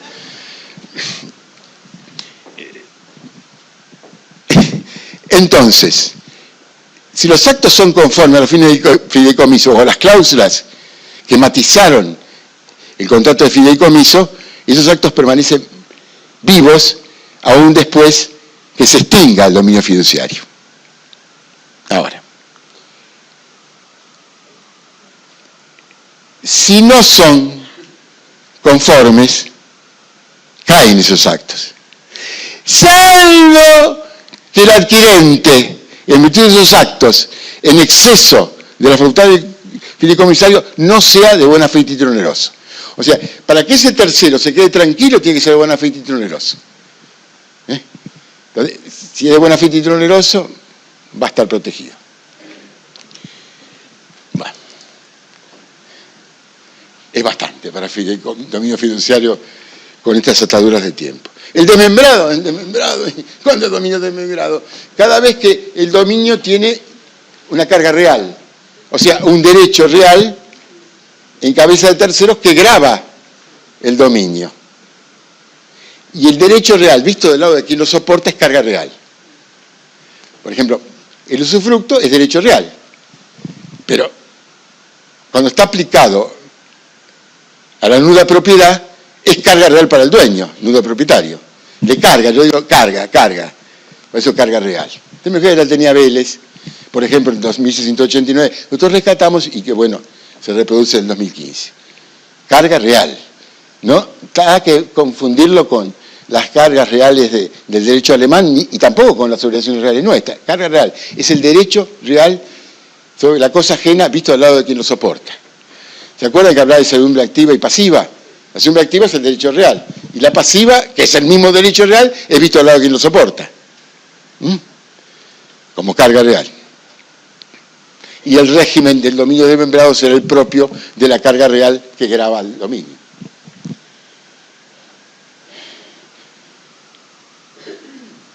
Aquí hay algo que es importante, todo es importante, por supuesto, la situación de las comunidades indígenas. El otro motivo que determinó nuestro paso al costado en la Comisión de Reforma del Código. Nosotros hemos sostenido desde el libro, por el primero que se hizo en Argentina y Latinoamérica, de propiedad indígena, que los indígenas están afortunadamente bien protegidos por la Constitución Nacional. 77, inciso 17 de la Constitución Nacional, norma operativa. No es cuestión que necesite una ley articulante, es operativa esa ley. Leámosla en función de los fines tuitivos de reparación histórica que tuvo esa cláusula constitucional introducida en el 94. Y dijimos, no la rebajemos la propiedad indígena, está en la Constitución, la ley de las leyes. No la metamos en el Código Civil, que es una ley muy prestigiosa, pero es una ley de la misma altura que cualquier otra ley. No es ley fundamental, no tiene mayor grado que otras leyes federales. No la bajemos y no la contaminemos, porque la propiedad de los indígenas tiene poco que ver con los derechos reales clásicos. Piensen en esto solo. La Pachamama. La Pachamama es el sujeto y el objeto en que se encuentra con la tierra indígena, donde se rinde culto al dios Pachamama. Al revés que nosotros. Nosotros somos el objeto de ese sujeto. En cambio, la propiedad tradicional, el sujeto es el particular y el objeto la cosa. Es al revés. No legislen, no me bajen a la propiedad indígena. Y en congresos nacionales salieron declaraciones en ese sentido. No hay que legislar el Código Civil. El interés indígena, no hay que legislarlo. Y decíamos también nosotros que, como en materia de cláusula constitucional de la propiedad indígena, las facultades son concurrentes de nación y provincia, hasta podría haber un reproche constitucional que una ley federal legisle esto, si tiene que hacerlo de manera concurrente, nación y provincia. Bueno, en definitiva, hasta último momento hubo una legislación de propiedad indígena, seguramente con la mejor buena intención. No tengo la más mínima duda. Y si es la persona que yo pienso que lo hizo, excelentísima persona, con las mejores vocaciones de bien común. Pero el resultado fue negativo para los indígenas. No porque estuviera en el Código Civil, que ya es negativo de por sí, sino el armazón. Está bien que la propiedad indígena tiene un trasfondo de dominio, pero hacer regir la propiedad indígena en subsidio por el dominio es confundir la Pachamama con el dominio del Código Civil. O asimilar lo que no es asimilable. Es un trasfondo lejano. También protegido de la Constitución Nacional. Y ahora cuando aparece una referencia a la propiedad indígena en este Código Civil y Comercial, que dice, que repite la norma constitucional en los mismos términos, que se protege la posesión y propiedad de las tierras tradicionalmente ocupadas por los indígenas, y también las que sean necesarias se les entreguen para su desarrollo, necesidad de desarrollo de la comunidad indígena. Dos tierras, igual que en la Constitución. Era una buena oportunidad, ya que la Constitución es del 94, y la Comisión de la OIT, Organización Internacional del Trabajo, 169, es de 1880, de 1900, estoy realmente, así cada uno se coloca fuera del siglo, ¿no? 1989, que entró a regir a nivel internacional el año 1991, que se ratificó por la ley 24.071 en 1992.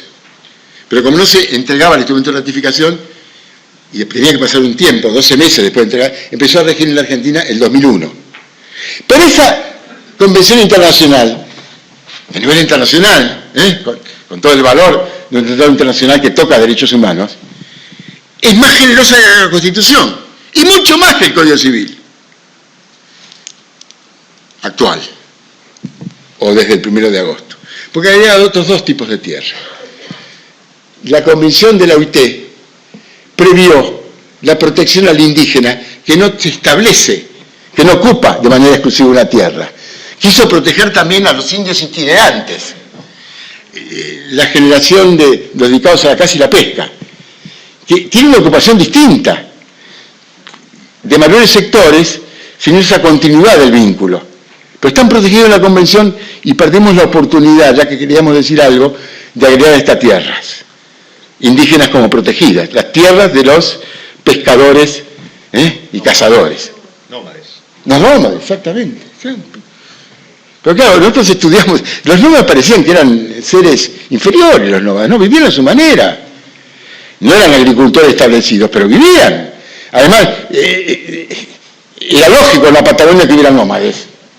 Estaban grandes extensiones, un clima muy fuerte, para que ellos pudieran vivir, y por eso los indios patagónicos o fueguinos, muy especialmente, eran indios que vivían de la caza y de la pesca. Y otras tierras que tampoco prevé el Código Civil y Comercial, que son las tierras, digamos, sustitutas por traslado. Porque si mañana le damos a una comunidad indígena algunas tierras y después se inundan, por ejemplo, tenemos que darle otras tierras. Eso garantiza la Convención 169 que se aplica en la Argentina hoy. Porque no aplaudimos la inclusión de esta norma, sí aplaudimos que el Poder Ejecutivo, en la visión final, haya borrado la legislación específica, cuidadosa, sobre propiedad indígena, que con las mejores intenciones, sin embargo, el resultado final no era favorable para el indígena. Y no se le puede dar y por otro lado quitar, hacia la ética de las construcciones jurídicas.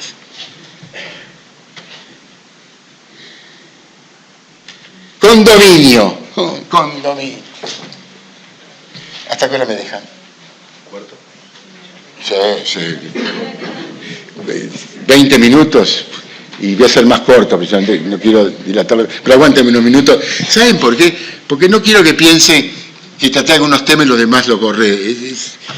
Quería transmitirles quizás a los que son más pragmáticos, porque el abogado vive no de abstracciones, ni de elogios, ni de críticas oportunistas al proyecto de código, sino que tiene que llevar los juicios. Y los pobres jueces, o los escribanos, que el 1 de agosto tienen que estar aplicando el código nuevo, ¿no? Bueno. Condominio. Ustedes saben que toda la vida, bajo el régimen de Vélez hasta hoy, se discute si el condominio es realmente un derecho autónomo o un dominio plural. Lo han estudiado eso. Nosotros nos inclinamos porque era autónomo. ¿Y por qué autónomo? Porque en el condominio lo central es la facultad sobre la cuota. Yo digo la cuota por ahora. El proyecto dice parte indivisa. Pero como Vélez decía, derecho de propiedad de 2 o más personas, claro, parecería que un derecho real de dominio, realmente no decía dominio de propiedad de género, como que era un dominio plural. Más, enumeraba al dominio y el condominio el mismo inciso. Cosa que solo hacía entre el uso y la habitación, que era muy parecido. Dominio y condominio, claro, no es una figura autónoma, el condominio. Entonces, cuando caemos en el proyecto 98, nosotros decimos, no, enumeramos en un inciso especial, como hace el Código Civil y Comercial, y definimos el condominio con esa autonomía que siempre tratamos de rescatar en Vélez, que es enfatizar en los derechos sobre la parte privativa, sumados al coius y goce, entre todos, de la parte común.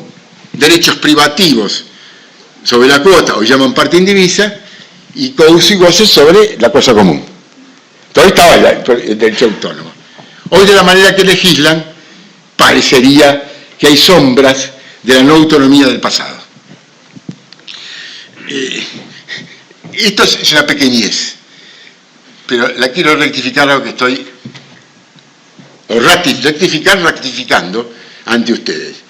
Nosotros en el proyecto 98 usábamos no parte indivisa, no parte ideal, no parte intelectual, no cuota, usábamos alícuota. Que da una idea de idealidad, alícuota, la alícuota. Y por alguien dijo, no, ¿cómo van a hablar de alícuota? Que es un adjetivo, ustedes no me pueden sustantivar el adjetivo alícuota, porque es adjetivo. Yo, con el mayor cariño, respeto y consideración, le decía que sería bueno que leyeran el diccionario panhispánico de dudas, donde dice que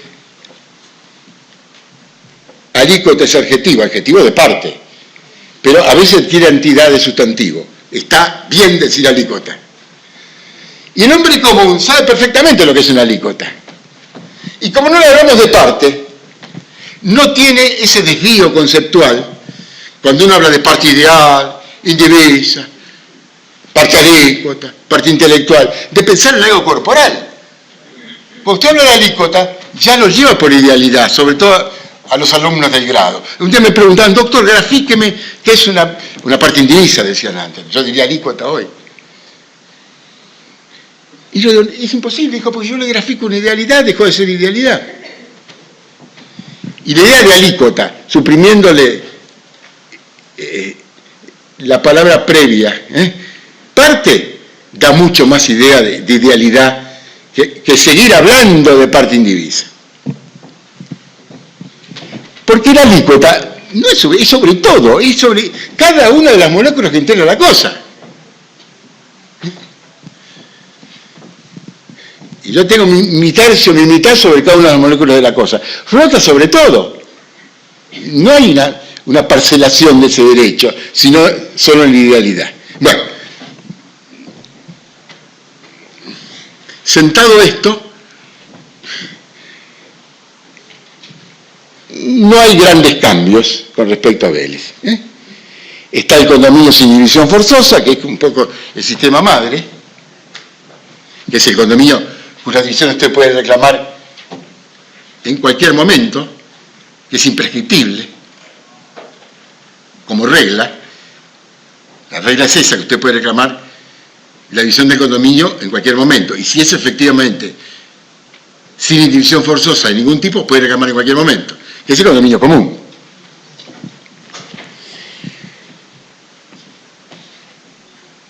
¿Y a qué puntos marca acá especialmente?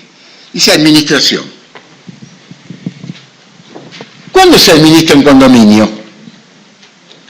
Cuando los condóminos no están de acuerdo a usar y gozar en común. Si todos están de acuerdo a usar en común, no hay problema. Realmente no hay que administrar el condominio. O cuando por la calidad de la cosa no se puede usar y gozar en común. Como dice Vélez Sol 2699, 2700. Es decir, cuando por la calidad de la cosa o por la posición de algunos condóminos no se puede usar y gozar en común, hay que administrar. Y para administrar hay que llamar a asamblea. Y aquí viene algo interesante, esto es muy paralelo al 98, que es, ¿qué pasa con la asamblea de los condóminos? Hay que citar todos, ¿cuántos citamos? Basta citarlos, tienen que ir. Se ha puesto como requisito la citación fehaciente a todos, con una explicación de los motivos de la citación. Vos podés ir, podés no ir, pero citás a todos. Y después, en el momento de la decisión, decidís por mayoría absoluta de valor. ¿Estamos de acuerdo? Ahora, en cuanto al couso, goce, derechos, obligaciones, son mutaciones no muy significativas, salvo algo que no aparece en condominio, que viene el proyecto 98, que es muy importante, la posibilidad de hipotecar la parte indivisa. Porque yo soy condominio de un campo de 1000 hectáreas y resulta que si no puedo hipotecar la parte indivisa, o la parte hipoteca la parte indivisa está expuesta al resultado de la partición, no puedo hipotecar nada. Y tengo en abstracto 333 hectáreas de la pampa húmeda. Se puede hipotecar la parte indivisa y la hipoteca de parte indivisa no está expuesta a los resultados de la partición, la que siempre le será inoponible. Pero esto no brota de condominio, sino del régimen de hipoteca. Esto es muy importante. Es revivir la hipoteca de parte indivisa, como quería Segovia en 1881. Y esto lo he dicho por escrito. Se da la sorpresa que uno ve a autores mucho más cercanos en el tiempo que dicen teoría innovadora y no lo citan a Segovia y dan la teoría de Segovia. Bueno, uno no tiene por qué conocer todo, por supuesto, pero Segovia...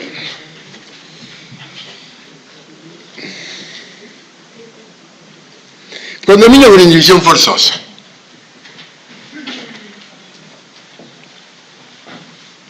Hay una indivisión forzosa temporaria,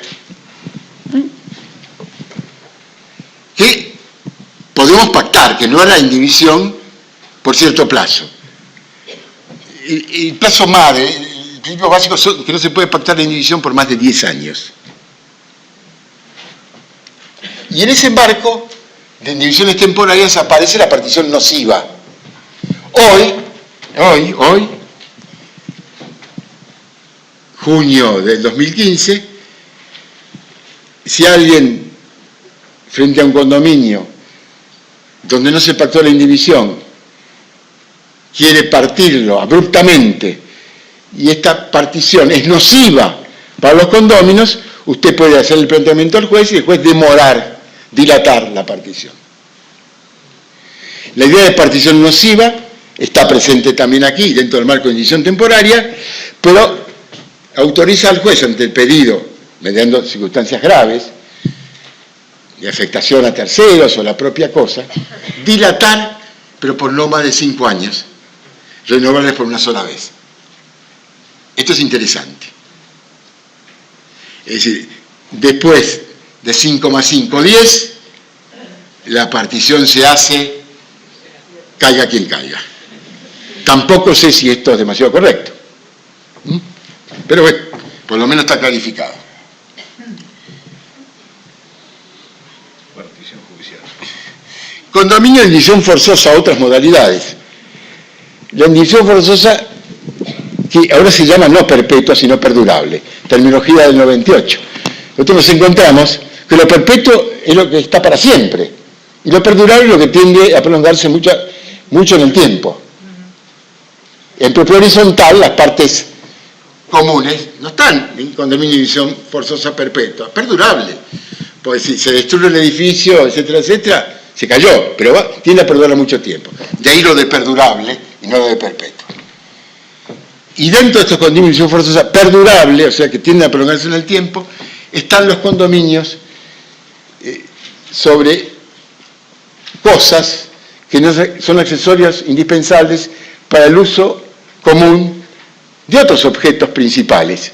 Por ejemplo, un pasillo entre dos inmuebles. Entre dos inmuebles de parcelamientos distintos, pero hay un pasillo. Y bueno, esto es indispensable para el uso común de las dos heredades. Está en principio en indivisión forzosa perdurable.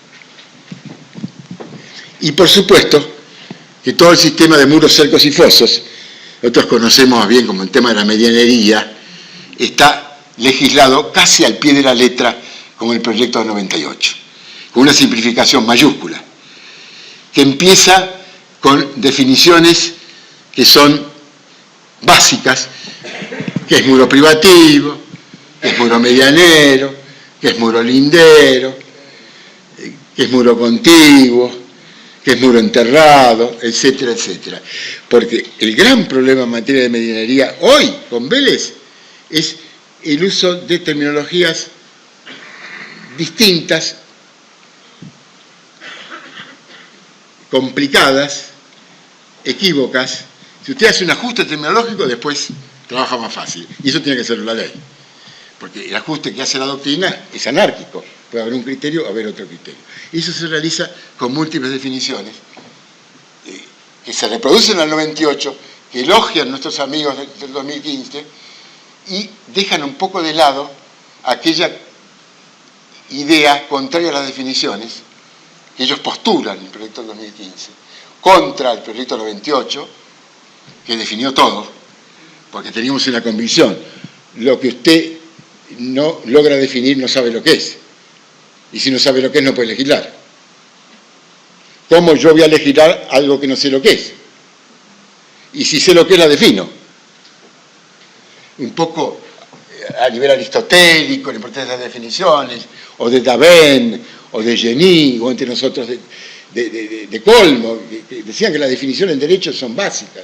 O el filósofo Atienza, español. Lo dan como que es obvio que hay que definir. Es la equidad la definición, los centros de pensamiento. ¿Qué es qué? Ahora, si usted sabe lo que es qué, Decilo, así los demás lo saben. Y si no sabes lo que es qué, no podés definir. Y menos legislar. Y esa es la función que le han dado los jueces. Básicamente, a los que están del otro lado, la función que tienen ahora para poder interpretar como según el criterio. Bueno, ¿sabe lo que pasa? Mire, acá hay dos visiones. ¿Sabés que usted le da facultad a los jueces? Algunos dicen que se quiebra la certeza de las leyes. Pero hay algo que es evidente.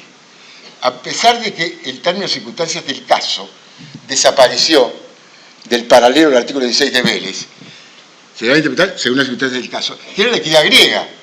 Hay que bajar la norma genérica al caso, que es lo que hacen todos los jueces. La equidad griega. No sé por qué lo sacaron. La idea de equidad nace repetitivamente, y acaso más que en Vélez, que hablaba de circunstancias del caso en el 16, en muchos artículos del proyecto del Código de 2015. Con lo cual, es errado si alguien dice la equidad desapareció como fuente o al menos como mecanismo de interpretación. La equidad está y no puede dejar de estar, y quitémosle el sentido metajurídico. Equidad es buscar la justicia del caso. Y desde un punto de partida o de otro, el juez busca la justicia del caso. Ojo, tampoco, que desde la justicia del caso el juez genere un gobierno de los jueces. Ese es el equilibrio republicano. Pero el código sí lo deja muy abierto para que se caiga en el público. Claro, pero por eso digo, ni tan tan, como decíamos cuando éramos chicos. Yo di una conferencia en la Academia de Derecho que decía de la certeza de las palabras a la majestad de las leyes.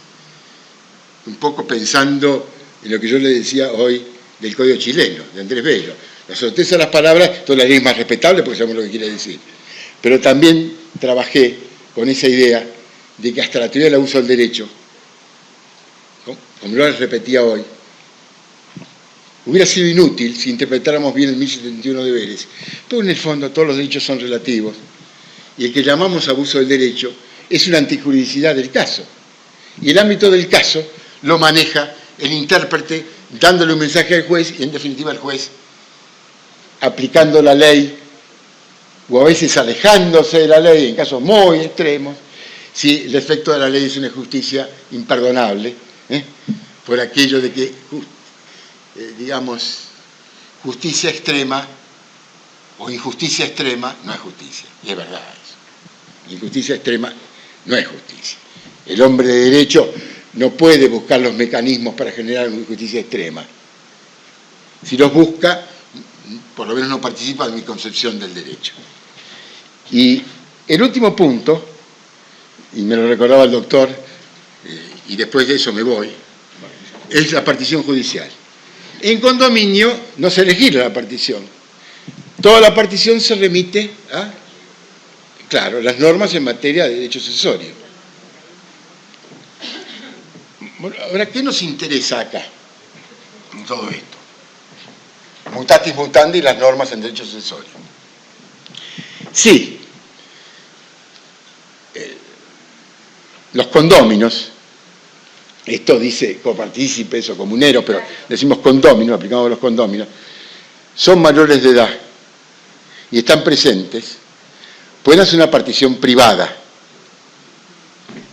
Ahora, si hay un incapaz o una persona con capacidad restringida, con esos grados que ustedes ya habrán visto, no hay a veces límites entre la capacidad y la incapacidad notorios, hay grados, hay grados de incapacidad limitada o de capacidad limitada, capacidad restringida.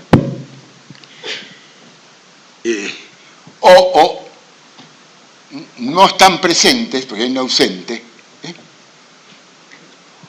o un tercero, invocando razones fundadas, se opone a la partición privada, hay que hacer partición judicial.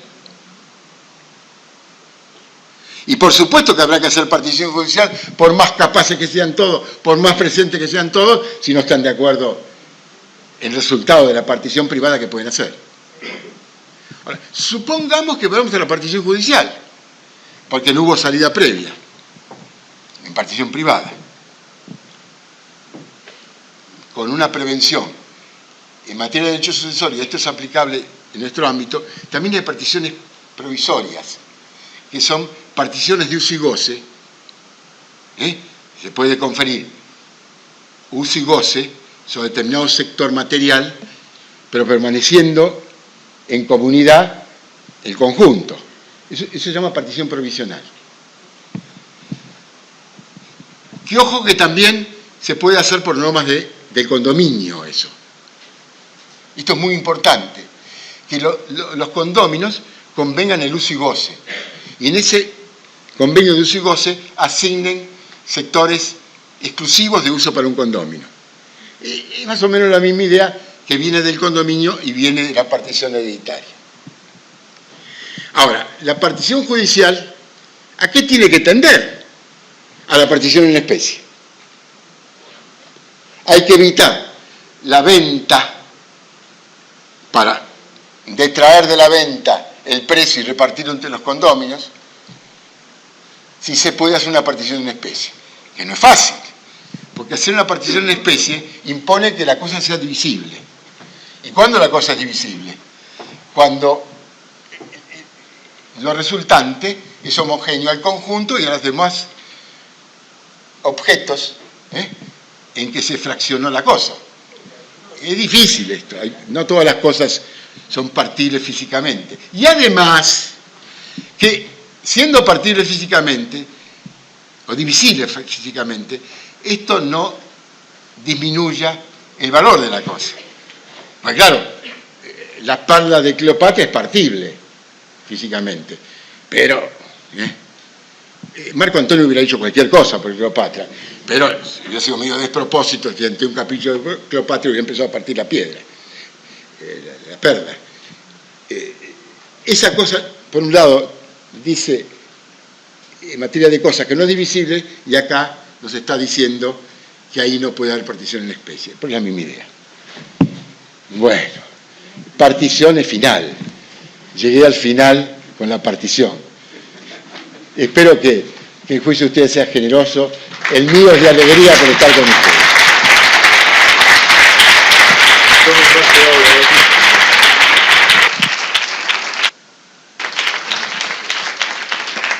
Bueno, como es costumbre, le vamos a hacer entrega al doctor Jorge Galterini de una plaqueta en agradecimiento a la participación desinteresada de este curso. Curso que no le quise contestar antes, cuando estaba hablando, para no desviarlo demasiado, porque el colegio no estuvo de acuerdo con la sanción de este código, por la forma en que se dio. Había observaciones hechas por los institutos y demás, pero hecho ley, estaba hecho, salimos a ver cómo se puede dar una mano a los colegas, y esta no es la solución, obviamente, es un curso muy apretado de todo el código, lo que vimos en 5 años, en un semestre muy difícil. Es el puntapié inicial para discutir y para leer y para que todos podamos resolver algunas dudas, no más que eso. Aquí está la plaqueta que se las entrega, entonces al doctor Jorge Galterini.